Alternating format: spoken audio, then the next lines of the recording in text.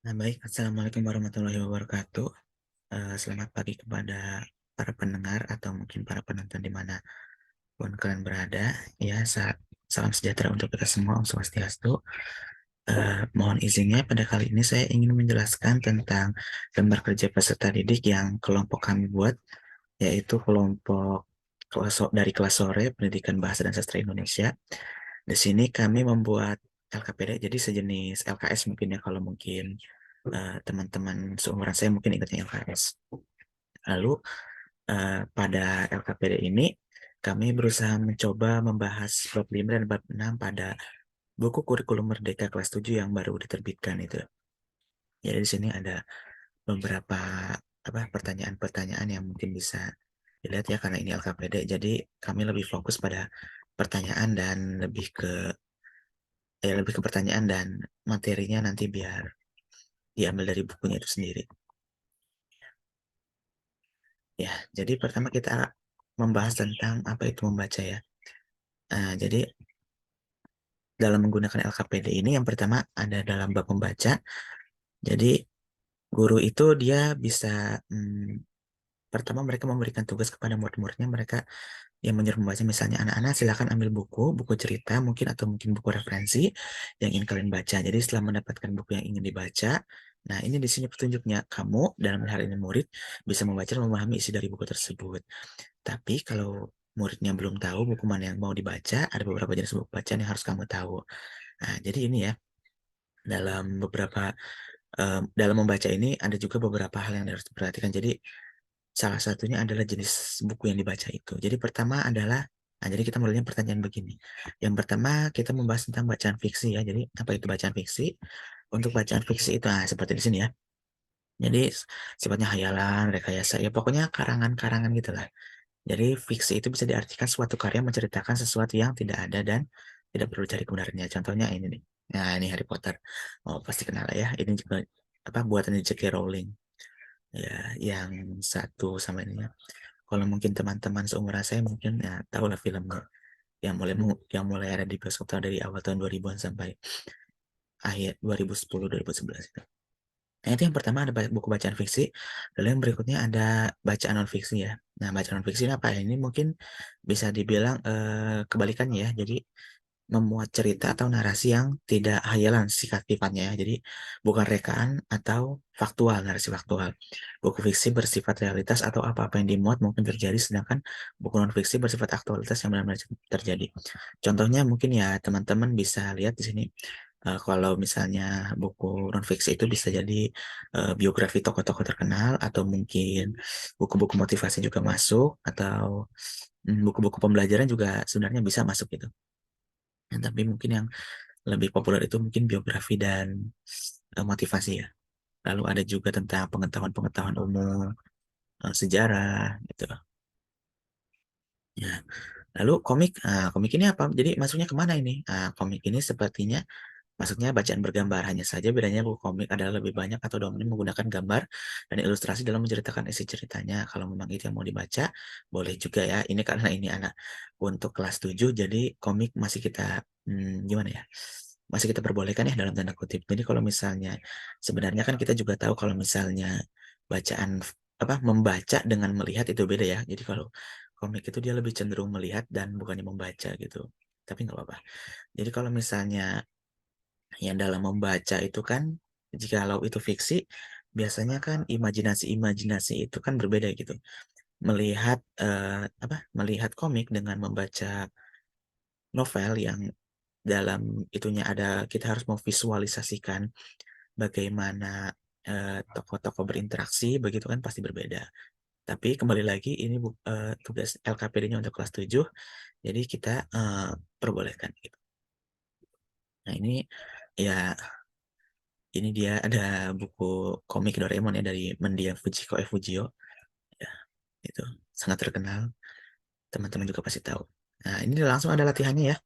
Latihannya jadi ini perintahnya. Jadi setelah membaca buku yang didapatkan, tulis dan deskripsikan pendapat apa saja yang kamu pahami seperti bagaimana ceritanya, bagus, lalu bagaimana ngatur penokohannya gitu. Nah, pilihannya di sini ya. Judul bukunya fiksi, non fiksi, atau komik. Nah, itu pendapatnya juga jangan lupa. Anak-anak biar mereka bisa tulis. Nah, gitu. Nah, lalu latihan kedua adalah eh, memahami bukunya ya. Lalu kita telusuri bagaimana kita mencari tahu bagaimana alur-alur cerita, tokoh, tema, dan amat yang kamu dapatkan gitu. Jadi di bagian pertama kita membahas tentang kesan murid itu kepada bukunya, kesan pembaca itu pada buku. Lalu pada latihan kedua kita lebih lagi mengulik pada eh, apakah mereka memahami apa itu unsur-unsur dalam ceritanya. Makanya kita di sini memberikan mereka latihan. Jadi mencari unsurnya ya, seperti di sini ada temanya, jumlah tokohnya berapa, dan isi ceritanya mungkin bisa diulang lagi gitu ya. Itu lagi. Itu dia. Lalu ada juga menyimak ya. Menyimak ini jadi eh,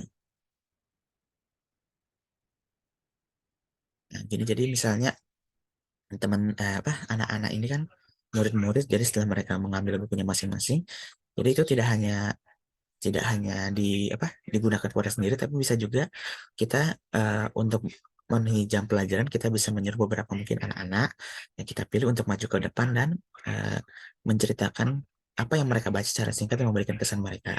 Tidak hanya itu, jadi teman-temannya juga bisa eh, apa namanya memberikan pertanyaan mungkin ya, apa mungkin mereka kan pasti yang bacanya beda-beda gitu. Hmm. Di sini hasil tulisan ya, jadi kita tidak bisa juga dari nanti habis ini mungkin mereka membuat ceritanya, jadi hasil tulisannya juga bisa dipaparkan begitu, tapi tidak terbatas. Lalu ada berdiskusi juga di sini. Nah, coba diskusikan bersama bagaimana pendapat dari teman gurumu. Nah, jadi tadi ya, jadi setelah menyimak, berdiskusi gitu. Setelah menyimak, apa? Menyimak itu mungkin bagian ini ya, jadi mungkin berbicara di depan umum, di depan kelas. Makanya itu di bawahnya kita ini ada ini nih. Masih gugup saat berbicara di depan kelas, ayo tonton videonya dulu. Nah, ini ada QR code-nya, jadi langsung terhubung dengan ini ya, langsung di-scan. Ini tapi pakai apa, kamera gitu, jadi saya tidak bisa sekali saya lagi presentasi. Lalu ada latihan berikutnya, jadi kita menyimpulkan ya yang sudah didapat dari buku pilihan. Nah, jadi di sini apa yang sudah murid-murid itu dapat dari membaca buku pilihannya ya. Jadi cetak di kontang benar atau salah jika pertanyaan itu sesuai dengan apa yang kamu pahami saja gitu. Yang pertama, tema merupakan gagasan ide atau mendasari suatu cerita. Nah, ini pertama. Lalu tokoh yang membawakan perwatakan positif dan menyampaikan nilai positif adalah protagonis, sedangkan tokoh yang membawakan perwatakan negatif atau seringkali bertentangan dengan protagonis adalah tokoh antagonis. Nah, mereka jadi suruh apa, mem, mengisi benar salah pilihan ini jadi dengan apa ya pemahaman mereka. Jadi gitu ya. Nah, masih ada lagi, terus berlanjut. Nah, gitu. Nah, Nah, itu untuk bab pertamanya. Jadi untuk bab keduanya kita membahas tentang surat dan pesan daring ya. Nah, jadi kalau untuk misalnya tadi kan kita membahas buku cerita fiksi, non fiksi, komik. Kali ini kita akan mencoba membahas tentang buku fiksi ya. Buku fiksi. Surat. Surat-surat menyurat baik dari surat secara resmi atau mungkin pesan-pesan WhatsApp ya, atau mungkin dalam kita berinteraksi di media sosial, mungkin itu juga bisa masuk bahasannya. Kita membahas itu mungkin jika anak-anak penasaran. Baik, yang pertama adalah membaca ya, seperti tadi. Jadi kita menggunakan alat untuk bisa berkomunikasi dari jarak jauh maupun dekat. Salah satu alat itu adalah surat. Di bagian ini, ya, murid-murid ini akan mempelajari bagaimana cara surat menyurat dengan baik dan benar. Nah, yang pertama ada apa itu surat? Nah, jadi surat memiliki arti sarana komunikasi sebagai penyampaian informasi yang memiliki unsur sebagai pengirim dari dan penerima surat. Jenis surat yang sering digunakan saat ini adalah surat resmi. Surat resmi biasanya digunakan untuk kepentingan resmi dan umumnya. Jadi seperti sebelumnya pada awal bab ini kita berikan apa materi singkat, sesuai dengan apa yang akan nanti diberikan tugas dalam LKPD tersebut dalam bab ini karena surat menyurat jadi kita berikan sedikit dengan surat ya. Dalam hal ini ada pertama ada surat resmi. Nah, ini contohnya, contoh surat resminya adalah berupa gambar dan beberapa apa tubuh-tubuhnya, bagian-bagiannya, yang mulai dari kop surat, tempat tanggal, nomor lampiran, alamat penerima, berikutnya dan berikutnya sampai tanda tangan dan tembusannya. Nah, lalu bentuk surat pribadi. Nah, surat pribadi ini ya tadi ya, jadi lawan surat resmi. Silakan ini bisa dilihat juga. Jadi kalau surat pribadi ini dalam tanda kutip tidak resmi ya, jadi tidak ada kop surat atau nomor perihal begitu, cuma gitu ya. Langsung pada intinya. Nah, lalu ada juga ya, ini lalu ada pesan daring. Nah, pesan daring ini apa? Pesan daring ini ya mungkin yang teman-teman sudah tahu ya. Nah, jadi lihat, ini contohnya. Jadi bagaimana ini? Nah, ini contohnya ya, ada misalnya. Hmm, Ini jadi contohnya WhatsApp mungkin, Messenger atau mungkin ya begitu itu contohnya. Nah, setelah itu lalu kita ada latihan pertama. Ya, latihan pertama ini seperti biasa ya. Jadi setelah materinya, setelah guru memberikan materi kepada anak-anaknya, murid-muridnya, di sini ada latihannya. Jadi yang pertama mereka membuat surat resmi gitu ya. Ini contoh-contohnya, contoh-contoh apa bagian-bagiannya nanti bisa langsung saja biar anak-anak bisa mengerti, nanti biar nanti ditulis saja gitu ya. Lalu apa aja yang harus ada di surat pribadi? Nah, ini dia. Nah, buatlah diskusikan dengan oleh teman gurumu. Jadi ini bisa jadi tugas mandiri atau tugas berkelompok juga begitu. Lalu ada latihan keduanya. Nah, jadi berlatih dalam buat dan mengenai surat resmi dan pribadi. Buatlah surat resmi untuk gurumu dan surat pribadi untuk temanmu. Nah, jadi setelah kita membuat ya, jadi kita juga bisa, kalau anak-anak itu surat masih sulit mencari perbedaan, nah kita berikan mereka perbandingan gitu ya. Kita buat mereka menganalisa, kita buat mereka mengingat-ingat apa yang komponen yang menjadi komponen surat resmi dan surat pribadi itu. Lalu latihan ketiga, nah ini mungkin ya murid-murid pada tahun ajaran kali ini mungkin sangat terbiasa mereka dalam menggunakan uh, gadget mereka ya, gawai mereka, handphone pintar mereka. Nah, jadi ini setelah surat menyurat saat menggunakan pesan untuk daring untuk saling berkomunikasi. Dan dia minta bantuan orang tua untuk meminta arahan dalam penggunaan gadget atau telepon pintar. Nah, jadi ada arahan orang tua juga ya. Ya begitu. Bisa di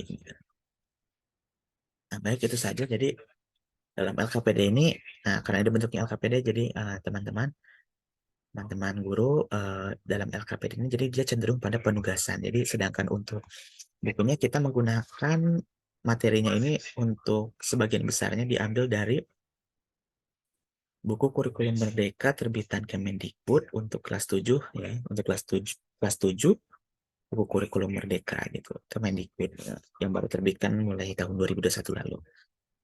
Baik, sebagian saja. Jadi untuk kita mengulas kembali, yang pertama kita membahas tentang bacaan fiksi, non fiksi, dan komik. Itu untuk pertama, jadi kita membahas buku-buku. Dan kedua, kita membahas tadi surat menyurat ya. Jadi dalam bab pertama, anak-anak kita fokuskan dalam mencari tahu apa itu buku bacaan fiksi ya. Jadi untuk meningkatkan kemampuan literasi juga, anak-anak zaman sekarang kan dalam tanda kutip, mereka kan kurang literasi. Jadi mungkin itu yang membuat Kemendikbud juga memberikan ini dalam bukunya gitu ya untuk meningkatkan literasi lagi. Jadi pertama ada bacaan fiksi. Bacaan fiksi itu dia bersifatnya imajiner, tidak perlu dipelajari kebenaran faktanya. Kalau lalu untuk non fiksi itu dia biasanya berisi fakta, biasanya berisi biografi, lalu motivasi dan sejarah-sejarah, lalu pengetahuan. Lalu ada komik. Komik ini tidak masuknya sebenarnya fiksi, namun karena lebih cenderung bergambar, jadi kita pisahkan begitu. Lalu yang kedua ada kita membahas dalam bab selanjutnya adalah surat menyurat. Yang pertama ada surat resmi, lalu surat pribadi, dan ada juga pesan daring ya. Kita pisahkan pesan daring karena pesan daring itu casual gitu ya, jadi nyantai gitu. Lebih beda dengan surat pribadi lagi, beda tingkatannya. Baik, sekian saja pemaparan materi dari saya. Semoga yang saya sampaikan bisa dimengerti. Untuk kekurangannya, saya mohon maaf. Wabillahi taufiq wal hidayah. Wassalamualaikum warahmatullahi wabarakatuh.